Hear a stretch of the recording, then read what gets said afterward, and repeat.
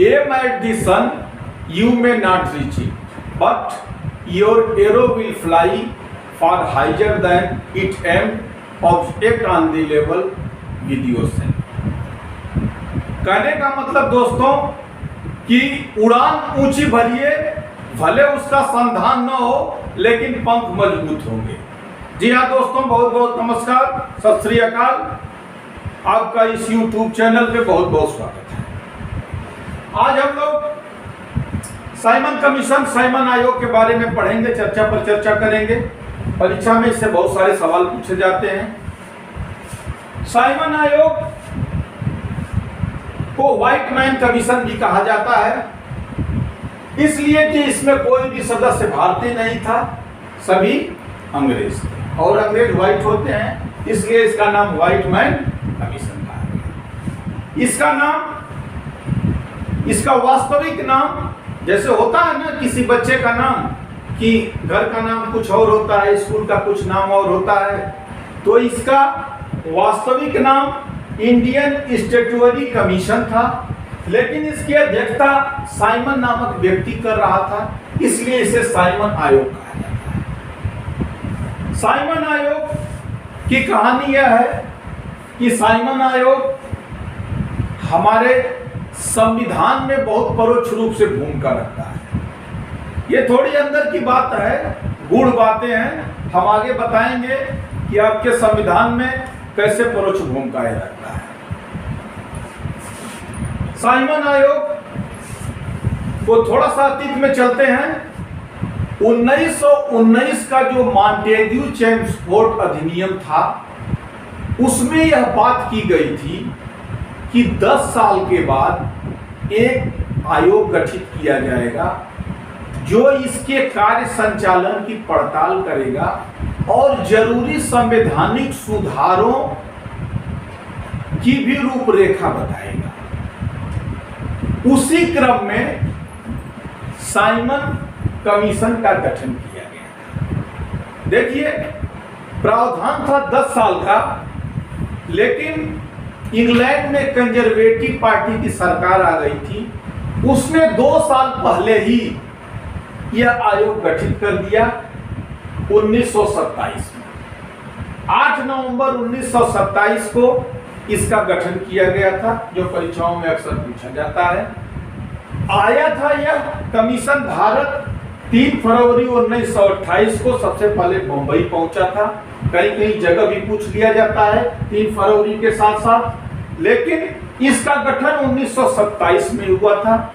यह संभव है कि अगर वहां सरकार कोई और होती तो यह 2 साल बाद आता, इसलिए कि 1919 के कानून में यह उल्लेख था कि 10 साल के बाद कमीशन बनेगा, लेकिन वहां की कंजर्वेटिव पार्टी की सरकार ने 2 साल पहले ही बना दिया। तो दोस्तों, 3 फरवरी 1928 को जब बंबई में यह साइमन आयोग पहुंचा तो इसका भारी भरकम विरोध हुआ। आप यूं कहें कि कोहराम मच गया, चारों ओर से साइमन वापस जाओ, साइमन वापस जाओ, Simon go back, Simon go back के नारे लगने लगे। जस्टिस पार्टी और पंजाब यूनियनिस्ट पार्टी, ये 2 ऐसी पार्टियां थी कि इन्होंने साइमन कमीशन का समर्थन किया। देखिए, अंग्रेजों की जो पॉलिसी थी डिवाइड एंड रूल, फूट डालो और राज करो, उसको बढ़ाने में यही के लोग कहीं से न कहीं जिम्मेदार थे, मददगार थे। जस्टिस पार्टी और पंजाब यूनियनिस्ट पार्टी ने साइमन कमीशन का समर्थन किया था। चारों ओर जहां देश में इसका विरोध हुआ, Simon go back, Simon go back, Simon वापस जाओ, साइमन वापस जाओ, इस क्रम में साइमन कमीशन को एक बार जाना भी पड़ा था। वो बात दीगर है कि फिर वो दोबारा आया, लेकिन जस्टिस पार्टी और पंजाब यूनियनिस्ट पार्टी ने विरोध नहीं किया, इसका समर्थन किया। अंग्रेजों, यूं कहें कि अंग्रेज सत्ते में आ गए कि भारतीयों की राष्ट्रीयता वास्तव में परवान चढ़ रही है। साइमन आयोग का चारों ओर विरोध शुरू हो गया। लखनऊ में गोविंद बल्लभ पंत और पंडित नेहरू की अध्यक्षता में इसका विरोध हुआ। बहुत कम लोग जानते हैं कि नेहरू और गोविंद बल्लभ पंत को भी बहुत चोटें आई थी, जैसे अभी हम आगे चलेंगे कि पंजाब में लाला लाजपत राय को लाहौर में बहुत चोटें आई, उस तरह से गोविंद बल्लभ पंत और पंडित नेहरू को लखनऊ में नेतृत्व करते वक्त बहुत चोटें आई। लेकिन सर्वाधिक विरोध साइमन कमीशन का लाहौर में हुआ था। लाहौर में एक सैंडर्स नामक पुलिस अधिकारी था जो वहां का एडिशनल एसपी था। एसपी कोई और था, सैंडर्स एडिशनल एसपी था। उसने लाठीचार्ज करवाया और उस क्रम में लाला लाजपत राय की मृत्यु हो जाती है। और इस साइमन कमीशन के विरोध में वह घटना घी का काम। देखिए, अक्टूबर 1928 में लाला लाजपत राय घायल हुए थे और नवंबर 1928 में इनकी डेथ हो जाती है। इसके बाद भगत सिंह और जो उनके क्रांतिकारी दोस्त थे, सुखदेव, राजगुरु आदि जो थे, उन लोगों ने निश्चय किया था कि अपने गुरु के मौत का बदला लिया जाएगा। उसी क्रम में इन लोगों ने 17 दिसंबर 1928 को सैंडर्स को गोली मारी थी। हमारी कविता की एक लाइन है, चिता की भस्म लगा माथे पर, तब शेरों ने ललकारा है, दिन दहाड़े दौड़ा करके सैंडर्स को गोली मारा है। यह लाइन याद रखिएगा, कई सवाल इससे आपके तैयार रहेंगे, भूलेंगे। तो लाला लाजपत राय का देहावसान हो जाता है। इनका एक कथन बहुत फेमस है कि मेरे शरीर पे पड़ी एक एक लाठी अंग्रेजों की ताबूत में अंतिम कील का काम करेगी। यह परीक्षा में पूछी भी जाती है और एक सजग और संवेदनशील भारतीय होने के नाते भी आपको जानना चाहिए कि यह बहुत मर्मांतक घटना है। लाला लाजपत राय का अंग्रेजों के प्रति जो यह बयान था, बद्दुआ थी। वास्तव में एक दिन परवान चढ़ी और अंग्रेजी हुकूमत को भारत से खदेड़ने में काम आई। साइमन कमीशन का भारी भरकम विरोध देख करके उस समय का जो भारत सचिव था, जिसे भारत मंत्री भी कहा जाता था, जैसे 1919 में मॉन्टेग्यू था, उस समय बर्किन हेड था। बर्किन हेड ने भारतीयों को एक चुनौती दिया कि आप एक ऐसा संविधान बनाइए, एक ऐसा मसौदा बनाइए जो सबको लिए स्वीकार हो। अगर आप साइमन कमीशन का इतना विरोध कर रहे हैं तो आप ही बनाइए एक ऐसा संविधान, एक ऐसा मसौदा जो हर भारतीय को स्वीकार हो। क्योंकि देखिए, अंग्रेज बहुत चालाक थे, यह जानते थे कि जो जिन्ना वाला धड़ा है इस बात को मानेगा नहीं और ये लोग अपने में मतभेद का शिकार हो जाएंगे। इसलिए खास करके उसने ऐसी चुनौती दिया और हुआ भी वही। हालांकि कांग्रेस ने इस चुनौती को स्वीकार किया बर्किन हेड की, और मोतीलाल नेहरू की अध्यक्षता में एक कमेटी बनाई गई जो ऐसा संविधान बनाए, एक ऐसा प्रारूप बनाए जो हर भारतीय के लिए स्वीकार हो। इसके क्रम में 3 सर्वदलीय बैठकें आयोजित की गई। सबसे पहले नई दिल्ली में 1928 फरवरी 1928 में एम.ए. अंसारी की अध्यक्षता में गठित की गई थी। लेकिन कांग्रेस के लोग तो अपने में तैयार थे, लेकिन आगे चल के हिंदू महासभा और जिन्ना में मतभेद गहरा गया और आम राय नहीं बन पाई। अंततः बर्किन हेड की बात सही सिद्ध हुई। लेकिन आपके परीक्षा में नेहरू रिपोर्ट से बहुत सवाल पूछे जाते हैं।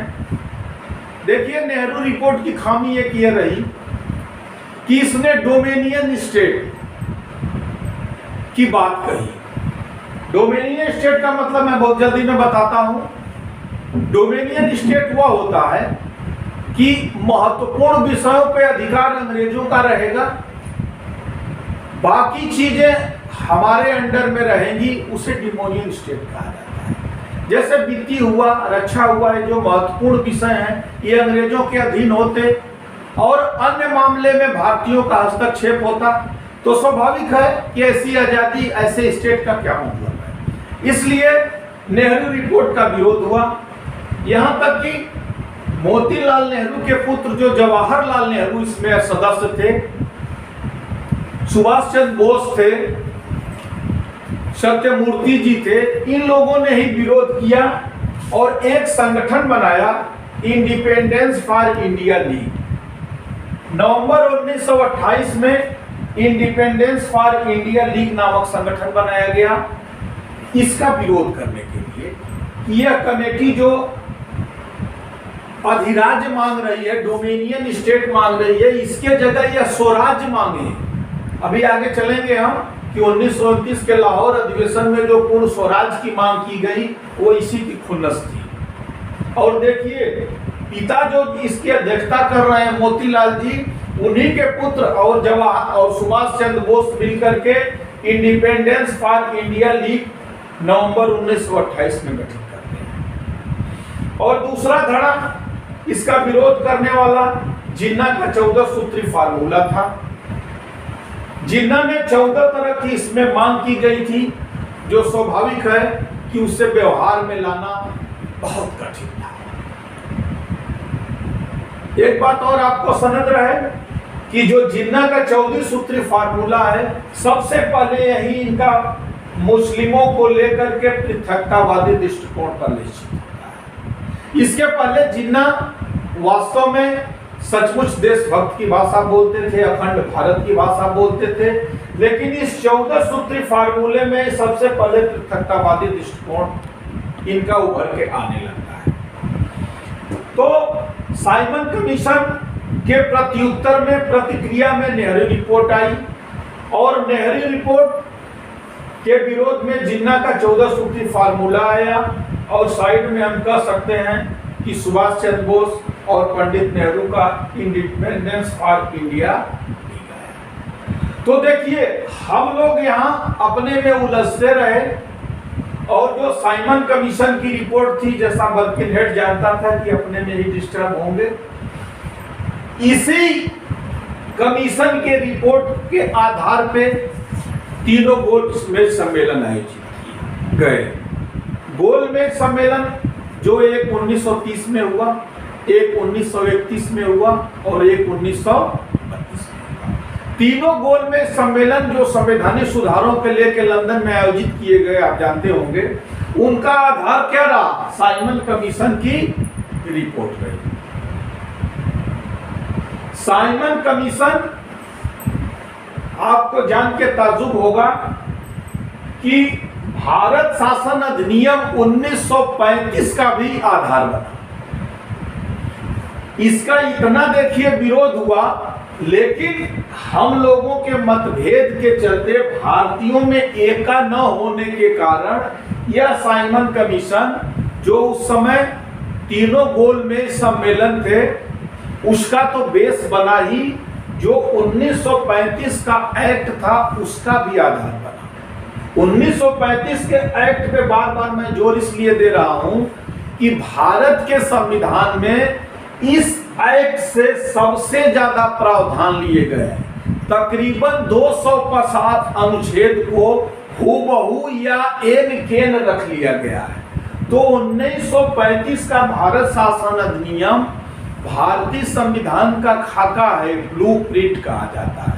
यह भी प्रश्न बनता है कि भारत का संविधान सबसे ज्यादा ऋणी किसका है?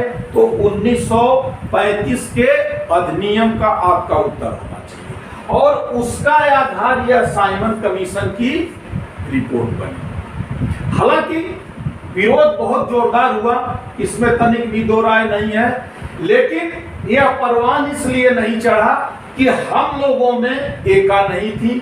अब देखिए, पिता कुछ और, पुत्र कुछ और इधर जिन्ना की कुछ मांग और। जिन्ना जैसे लोगों ने सही में इस देश को तबाह किया, ये कहने में कोई गुरेज नहीं होना चाहिए। अंग्रेजों की जो फूट डालो की पॉलिसी थी, उसको ये लोग आगे बढ़ाने में बड़े मददगार साबित। मोहम्मद अली जिन्ना से आपको एक रोचक बात बताते हैं कि इनकी एक लौती पुत्री थी, उसको इन्होंने उत्तराधिकार से बेदखल कर दिया था। वाह रे पाकिस्तान, ऐसे आदमी को अपना और राष्ट्रपिता बनाता है जिसे अपनी एक लौती संतान से सहानुभूति न हो, उसे पाकिस्तान अपना राष्ट्रपिता बनाता है। जैसे भारत के राष्ट्रपिता महात्मा गांधी हैं, वैसे आप जानते होंगे कि पाकिस्तान के राष्ट्रपिता मोहम्मद अली जिन्ना। आगे चल के यहाँ तो पहला वाकया था कि इनका पृथकतावादी दृष्टिकोण जो 14 सूत्री कार्यक्रम था, एक तरह से ये जो 14 सूत्री फार्मूला था जिन्ना का, यह नेहरू रिपोर्ट को डिस्टर्ब करना था। एकमात्र इसका काम नेहरू रिपोर्ट को डिस्टर्ब करना था।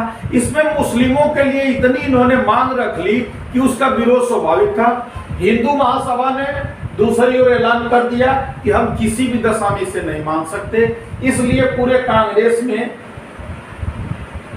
एका नहीं बन पाई और अंततः साइमन कमीशन ने मई 1930 में अपनी रिपोर्ट पेश की और तीनों गोलमेज सम्मेलन के साथ साथ भारत शासन अधिनियम 1935 का यह आधार। साइमन कमीशन का विद्रोह किस कदर हुआ, आपको एक रोचक वाकया मैं बताता हूं। जब द्वितीय गोलमेज सम्मेलन में महात्मा गांधी इंग्लैंड पहुंचे तो जो वहां के सम्राट थे जॉर्ज पंचम, गांधी जी से जिनका परिचय सैमुअल होर ने करवाया था। एक परीक्षा में पूछा था कि जब द्वितीय गोलमेज सम्मेलन में महात्मा गांधी पहुंचे तो उनका सम्राट से परिचय किसने करवाया था, तो सैमुअल होर ने करवाया था। जैसे उस समय बर्किनहेड भारत सचिव या भारत मंत्री था, आप जानते रहिएगा यह गवर्नर जनरल से भी बड़ा होता था। गवर्नर जनरल इसके अधीन काम करता था, गवर्नर जनरल का यह सुपरविजन करता था। तो उस समय सैमुअल होर था, उसने गांधी जी का परिचय करवाया और जॉर्ज पंचम ने गांधी जी से यह सवाल पूछा कि मिस्टर गांधी, आपने हमारे पुत्र साइमन का क्यों विरोध किया। तो गांधी जी ने बहुत सधा उत्तर दिया था, आपको जान के अच्छा लगेगा। गांधी जी ने कहा था कि हमने आपके पुत्र का विरोध नहीं किया था, मैं सम्राट के प्रतिनिधि का विरोध किया था। तो मेरे कहने का मतलब यह है कि पूरी अंग्रेजी हुकूमत इस साइमन कमीशन के विरोध से चीर परिचित हो गई थी, हिली हुई थी, सख्ते में थी, दबाव में थी। लेकिन हम भारतीयों में जिन्ना जैसे लोगों के चलते आम राय नहीं बन पाई और जो साइमन कमीशन ने अपनी रिपोर्ट दी 1930 में, ये आगे संवैधानिक सुधारों में अगर कहा जाए कि मील का पत्थर बनी तो गलत नहीं। 1935 का अधिनियम अभी आपको हमने बताया कि यह भारत का ब्लूप्रिंट, भारत के संविधान का खाका है, ब्लूप्रिंट है। 250 से ज्यादा अनुच्छेद हूबहू ले लिए गए या थोड़ा सा इधर से उधर से भारतीय संविधान में लिए गए। इसलिए 1935 का अधिनियम भारत के संविधान में बहुत महत्व रखता है। तो साथियों, यह साइमन कमीशन की रपट है।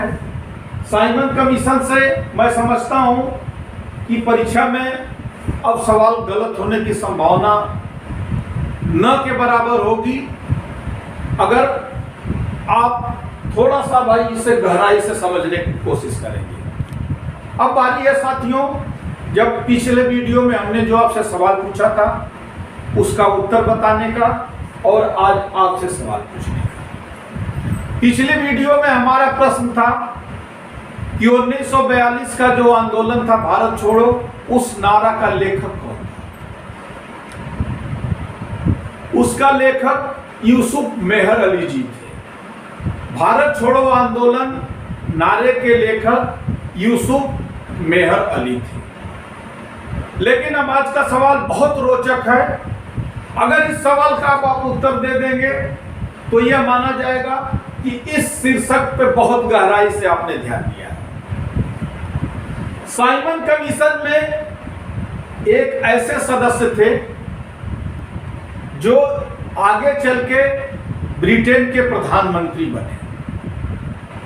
साइमन कमीशन में एक ऐसे सदस्य थे जो आगे चल के ब्रिटेन के प्रधानमंत्री बने। उनका नाम क्या था? कमेंट बॉक्स में जरूर बताइएगा, इसलिए कि वह प्रधानमंत्री भारत के इतिहास में बहुत ज्यादा महत्व रखता है। इन्हीं बातों के साथ फिर अगले क्रम में मिलते हैं। तब तक के लिए नमस्कार।